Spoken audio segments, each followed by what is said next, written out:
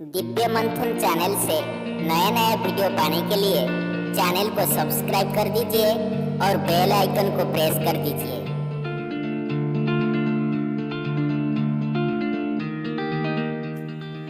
वंदे पुरुषोत्तमम। जुग पुरुषोत्तम परम प्रेममय श्री श्री ठाकुर अनुकूल चंद्रंकर स्वहस्त लिखित पवित्र सत्यानुसरण ग्रंथ एवं लीला पुरुषोत्तम श्रीकृष्णंकर पवित्र गीतार सामंजस्य रे एक विशेष आलोचना।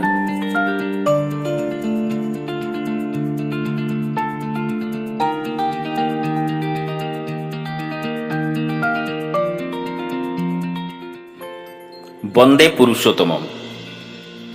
जेतेबेले एही मनुष्य संसारर बंधन बंदी होई विषय वासन प्रति आसक्त होई पड़िछि, इष्ट एवं सुचिंताधारा नहीं चलिबार चिंता हजई देइछि, सेही परिप्रेक्षी रे आबद्ध होई पड़िछि। तो सेही अवस्था भितर देई मनुष्यर विपथगामी हो चली। ये परिप्रेक्षी रे गीतार एक श्लोक यज्ञ अर्थात कर्मणोद्धनेत्र लोकधयं कर्म बंधन तदर्थं कर्म कौन्तेय मुक्त संग समाचार। हे कौन्तेय, यज्ञ पाई ही कर्म, अन्यथा यह कर्म बंधन। एथिपाई आसक्तिहीन होई तांको पाई ही कर्म करि चल। सत्यानुसरण रे सेही कथा कुआ जाइछि, कौनसी प्रकार संस्कार रे आबद्ध रुह नाही, एकमात्र परम पुरुषंक संस्कार छड़ा आउ जहा किछि सब ही बंधन। परम पिता बा परम पुरुषोत्तम श्री श्री ठाकुर अनुकूल चंद्र जो नीति निर्देश प्रदान करिसेंती ताहाकू निज जीवन चलन रे वास्तवायित करी एपरि अभ्यस्त करिनेबा उचित जेपरि ताहा संस्कार रूपे रूपांतरित होई जाए। एतद् व्यतीत जो सब संस्कार मान समाज रे पूर्वरु प्रचलित सेथिरे आबद्ध हेबा उचित नुहे, कारण तार अज्ञान अंधकार निक्षेप करी बंधनयुक्त करि थाए। किंतु परम पितांक संस्कार ज्ञानर आलोक प्रदान करी बंधनरु मुक्ति करि दिए। तुलनात्मक अध्ययन रे गीतार श्लोक रे यज्ञार्थ अर्थ विष्णुंक अर्थ रे प्रयोग करा जाइछि। यज्ञ वै विष्णु। अच्छा, सत्यानुसरण रे विष्णु को स्थान रे परम पितार प्रयोग करा जाइछि। असामंजस्य कौन रही ना श्लोक 10 ठारू श्लोक 20 पर्यंत यज्ञर उत्पत्ति और प्रशस्ति आदिर वर्णना उल्लेख मिले। ए सबुर सत्यानुसरण सहित कौनसी प्रकार संबंध नाही। सांप्रतिक जुगर आवश्यकता वैशिष्ट्य और धर्म को यह परिपूर्ण भी करू नाही। सुतरां यह तुलनात्मक अध्ययनर अंतर्भुक्त करा जाए। गीतारे आउ एक बाणी यदोधाचरित श्रेष्ठ तत देवेतर जन सजत प्रमाणं कुरुते लोकस्तद नुवर्तते। श्रेष्ठ व्यक्ति जहा आचरण करती इतर बा साधारण लोक माने ताहा सेही कर्म करिथांती। से जहा प्रमाण करती लोके ताकू अनुसरण करती। सत्यानुसरण रे सबु समय रे तांकू एठारे सद्गुरु के ही बुझा जाउछि। सबु समय रे तांकू अनुसरण करिबाकू चेष्टा कर।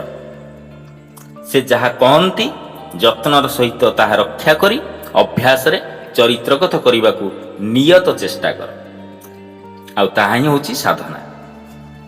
तुलनात्मक अध्ययन रे ଗୀତାରେ ଶ୍ରେଷ୍ଠ ବା ମହତ୍ ଜନ ହିଁ ସାଧାରଣରେ ଅନୁସରଣୀୟ ଏହା ପ୍ରତିପାଦିତ କରାଯାଇଛି। କିନ୍ତୁ ସତ୍ୟାନୁସରଣରେ ମହତ୍ ଜନ ବା ଶ୍ରେଷ୍ଠ ଜନ ସ୍ଥାନରେ ସଦ୍ଗୁରୁଙ୍କୁ ଉଲ୍ଲେଖ କରାଯାଇଛି। ଶ୍ରେଷ୍ଠ ଜନ ଓ ତାଙ୍କର କୃତି ସଦୈବ ଆଦରଣୀୟ ଓ ଅନୁସରଣ ଯୋଗ୍ୟ। କିନ୍ତୁ ବାସ୍ତବରେ ଏହା ସମ୍ଭବ ହୋଇଥାଏ କି? କାରଣ ଶ୍ରେଷ୍ଠ ଜନ କହିଛନ୍ତି, ଏଣୁ ଏହା ଅନୁସରଣ କରିବାର ମାନସିକତା ପ୍ରାୟତଃ ଦେଖାଯାଏନି। ହୁଏତ ଗୀତାରେ ଯୁଗରେ ସମ୍ଭବ ହୋଇପାରେ, କିନ୍ତୁ ଏ ଯୁଗରେ ନୁହେଁ। ଗୀତା ଯୁଗରେ ଏଇଟା ସମ୍ଭବ ହେଇପାରେ। ସେ ଯେତେ ଶ୍ରେଷ୍ଠ ହୁଅନ୍ତୁ ଆଉ ଯେତେ ମହତ୍ୱପୂର୍ଣ୍ଣ କଥା କୁହନ୍ତୁ ନା କାହିଁକି, ତାହା ସାଧାରଣତଃ ଅନୁସରଣୀୟ ହେବ ନାହିଁ ଯେଉଁ ପର୍ଯ୍ୟନ୍ତ ସେହି ନୀତିର ପ୍ରବକ୍ତା ଶ୍ରେଷ୍ଠ ଜଣଙ୍କ ପ୍ରତି ଶ୍ରଦ୍ଧାନତ ନ ଆସିଛି। ଆଉ ଶ୍ରଦ୍ଧା ଆସିବାକୁ ହେଲେ ତାଙ୍କ ସହିତ କୌଣସି ମତେ ଯୋଗଯୁକ୍ତ ହେବା ଦରକାର। ସେହି ବ୍ୟକ୍ତିକୁ ନିଜର ଆଦର୍ଶ ରୂପେ ଗ୍ରହଣ କରିନେବାକୁ ହୁଏ। ତେବେ ଯାଇ ତାଙ୍କୁ ଓ ତାଙ୍କ ନୀତିକୁ ଅନୁସରଣ କରିହୁଏ। କାହାରିକୁ ଆଦର୍ଶ ରୂପେ ଗ୍ରହଣ ନ କରି ମଧ୍ୟ ତାଙ୍କ କଥା ଗ୍ରହଣ କରାଯାଏ କେଉଁଠି? ଯେଉଁଠି ନିଜର ପ୍ରବୃତ୍ତିର ବା ଖିଆଲ ମାଫିକ କର୍ମର ସମର୍ଥନ ଲୋଡ଼ା ପଡ଼େ, ସେଠି ସେ ଏପରି କହିଛନ୍ତି ବୋଲି ଉଦାହରଣ ଦିଆଯାଏ, ନତୁବା ନୁହେଁ। ଯଦି ଏମିତି ଶ୍ରେଷ୍ଠ ଲୋକଙ୍କର କଥା ଓ କର୍ମକୁ ଲୋକେ ସ୍ୱତଃ ଅନୁସରଣ କରୁଥାନ୍ତେ, ତେବେ ଏ ଜଗତ କେଉଁ ଦିନଠାରୁ ସ୍ୱର୍ଗ ରାଜ୍ୟରେ ପରିଣତ ହୋଇସାରନ୍ତାନି। ଗୀତାରେ ଏପରି ସାଧାରଣ ଭାବ କୁହାଯାଇଛି, ଶ୍ରେଷ୍ଠଙ୍କୁ ଲୋକେ ଅନୁସରଣ କରିଥାନ୍ତି, କିନ୍ତୁ ସତ୍ୟାନୁସରଣରେ ଅନୁସରଣ କରି ତାଙ୍କ କଥାକୁ ଅଭ୍ୟାସରେ ଚରିତ୍ରଗତ କର, ଏପରି କରିବାର ସାଧନା ବୋଲି ନିର୍ଦ୍ଦିଷ୍ଟ ଭାବେ କୁହାଯାଇଛି। ଏଠାରେ ସଦ୍ଗୁରୁଙ୍କ କଥା କୁହାଯାଇଛି। ଏହା ବେଶୀ ଗ୍ରହଣୀୟ, କାରଣ ସଦ୍ଗୁରୁଙ୍କ କଥା ଓ କର୍ମକୁ ମଣିଷ ଶିଷ୍ୟ ରୂପେ ଅନୁସରଣ କରିଥାଏ ଆପ୍ରଣତା ଓ ଶ୍ରଦ୍ଧାର ସହିତ। ଏହା ବାସ୍ତବ ମଧ୍ୟ। ଗୀତାରେ ଆଉ ଏକ ବାଣୀରେ ନ ବୁଦ୍ଧି ଭେଦଂ ଜନେଦ ଜ୍ଞାନଂ କର୍ମ ସଙ୍ଗିନାମ ଯୋଜୟତେ ସର୍ବକର୍ମାଣି ବିଦ୍ୱାନ ଯୁକ୍ତ ସମାଚରନ୍। ବିଦ୍ୱାନ ବ୍ୟକ୍ତି କର୍ମାସକ୍ତ ଅଜ୍ଞମାନଙ୍କ ଠାରେ ବୁଦ୍ଧିଭେଦ ଜାତ କରାନ୍ତି ନାହିଁ, ବରଂ ଯୋଗସୁକ୍ତ ହୋଇ ସମସ୍ତ କର୍ମର ଆଚରଣ ପୂର୍ବକ ଅନ୍ୟ ବା ଅଜ୍ଞମାନଙ୍କୁ ନିୟୋଜିତ କରିଥାନ୍ତି। ସତ୍ୟାନୁସରଣରେ ଯାହା ତୁମେ ଜାଣ ନାହିଁ, ଏପରି ବିଷୟରେ ଲୋକଙ୍କୁ ଉପଦେଶ ଦେବାକୁ ଯାଅ ନାହିଁ। ସାହସ ଦିଅ, କିନ୍ତୁ ଶଙ୍କା ଜଗାଇ ନ ଦେବାକୁ ଚେଷ୍ଟା କର। ଶରୀର ଦ୍ୱାରା ସତ୍ୟର ଆଚରଣ କରେ, ମନରେ ସତ୍ୟ ଚିନ୍ତାରେ ମୁଗ୍ଧ ଥାଏ ଏବଂ ମୁହଁରେ ମନର ଭାବ ଅନୁଯାୟୀ ସତ୍ୟର ବିଷୟ କୁହେ।